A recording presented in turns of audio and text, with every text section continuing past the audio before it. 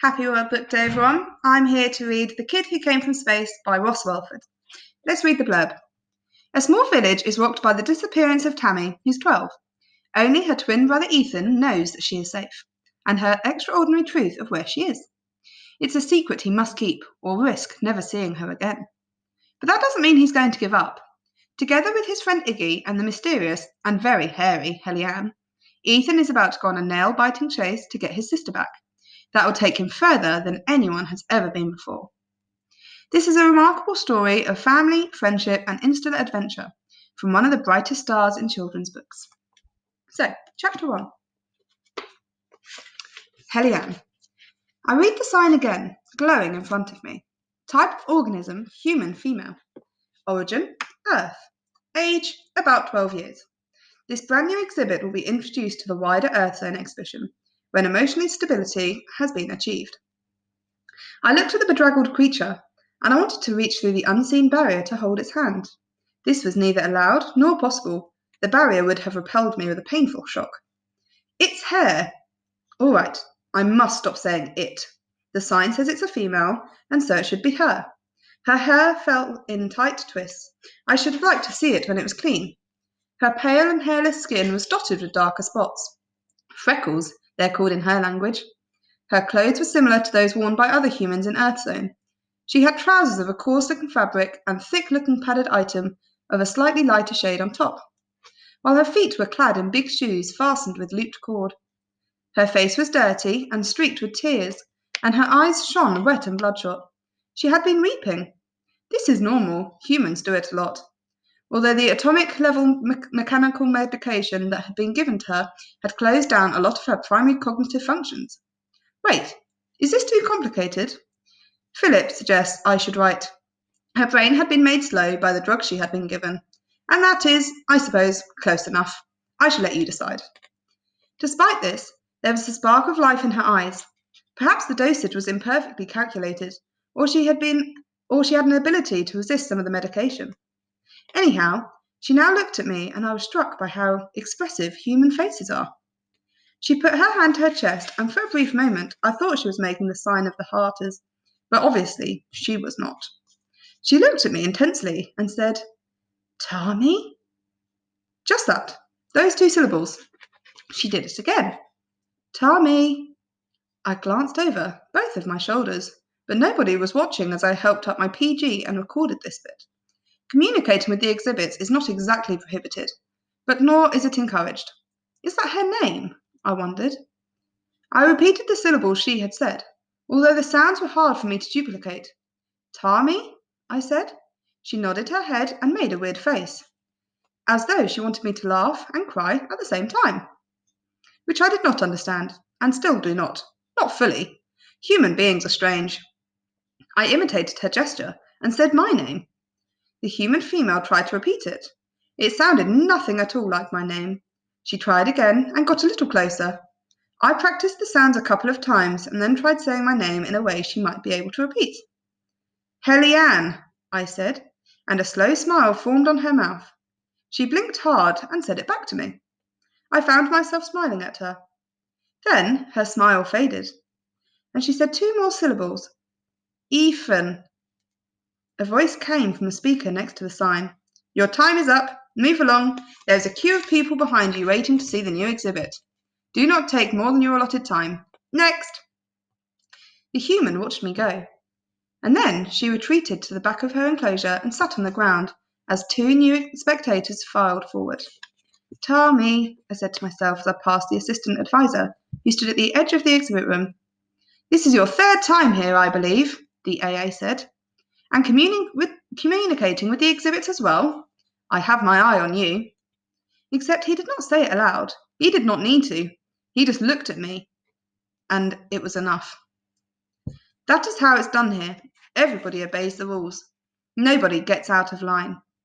All the way back from my pod home, I struggled to keep a straight face, when I really wanted to crumple up and cry. That, however, would immediately single me out as being different, for people here do not cry, or laugh, for that matter.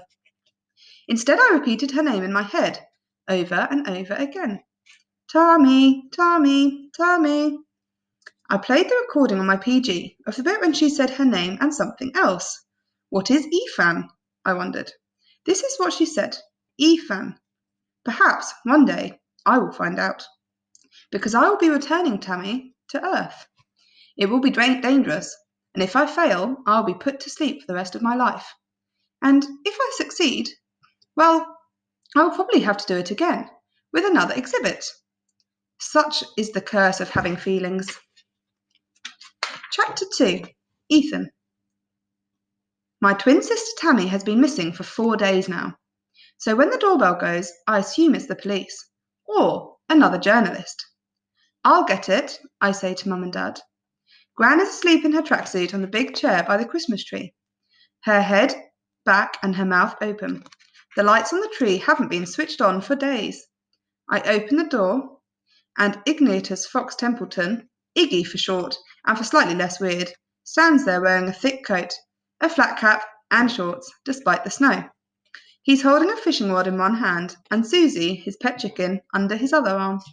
A large bag is slung over his back, and his rusty old bike lies next to him on the ground. For a moment, we just stand there, staring at each other.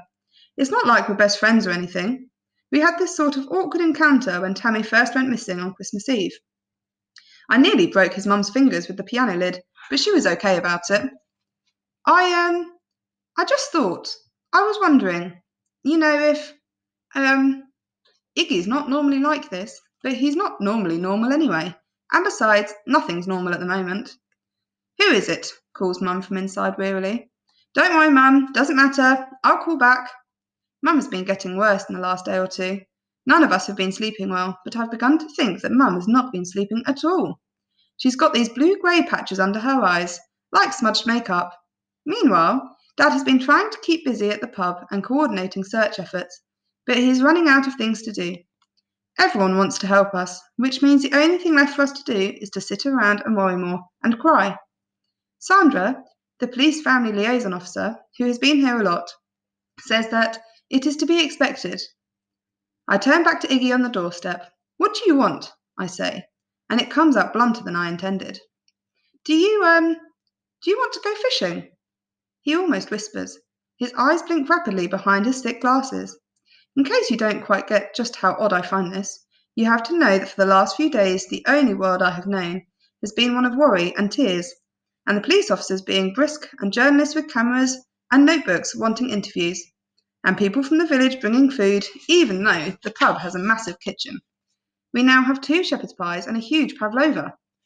And Sandra, Dad and Mum trying to manage all of this with Gran and Auntie Annika and Uncle Jan flying around in yesterday's from Finland because, I don't really know why, to comfort us, I suppose. All because 4 days ago, Tammy vanished off the face of the earth. Nothing has been right since. So when Iggy turns up wanting to go fishing, my first thought is, are you mad? Then it dawns on me. Is this Sandra's idea? I ask, holding the front door half closed to keep the cold out. Iggy doesn't seem to mind. He gives his charismatic, confident nod. Iggy knows Sandra already. He's had several reasons for a police family liaison officer to call at his house. Yes, she thought you might want to get out of the house for a bit. Change of scene and all that malarkey. Think of something else. Malarkey? That's a very Iggy sort of word. He doesn't have much of a local accent, although he's not exactly posh either. It's like he can't quite decide how his voice should be, and he uses odd words to fill the gaps. He goes on. And so, here I am. He holds up his fishing rod. Well, he adds, nodding to Susie, here we are. I'm not really sure about Iggy. Dad doesn't like him at all, ever since. Soon after we arrived at the village, Dad caught him stealing a box of crisps from the pub's outhouse. His mum said the outhouse should have been locked, so Dad's not keen on his mum either. She keeps bees. She's divorced from Iggy's dad, I think. Still, I have to admit, what Iggy is doing is quite kind, even if it wasn't his idea. I don't even like fishing. Susie, Iggy's chicken, stretches out her neck for a scratch, and I oblige, burying my fingers deep in her warm throat feathers. To be honest, I have my doubts about Susie too. I mean, who has a pet chicken? Then, as I tickle Susie, I think, what's the worst that could happen? So I put my head around the living room door. Dad has just gone into the kitchen on the phone, and Mum is just staring blankly at the television, which is switched off. Gran snores a bit. The room's far too hot, and the remnants of the fire in the wood burner glow white-orange. I'm just going out for a bit, Mum, I say. You know, fresh air and that. She nods, but I'm not sure she completely heard me. All that's in her mind is Tammy. Tammy, my twin sister, who has disappeared off the face of the earth. So this is about a book then of a girl who has disappeared. And if you would like to find out what happens towards the end of this book, you can come and borrow this from me at any time, and you can read further on in the book. I hope you enjoy the rest of your World Book Day. It'll be lovely to see you all, and let me know what your favourite book is, and it'll be nice to see some of your space outfits too. Have a good day. Speak to you soon.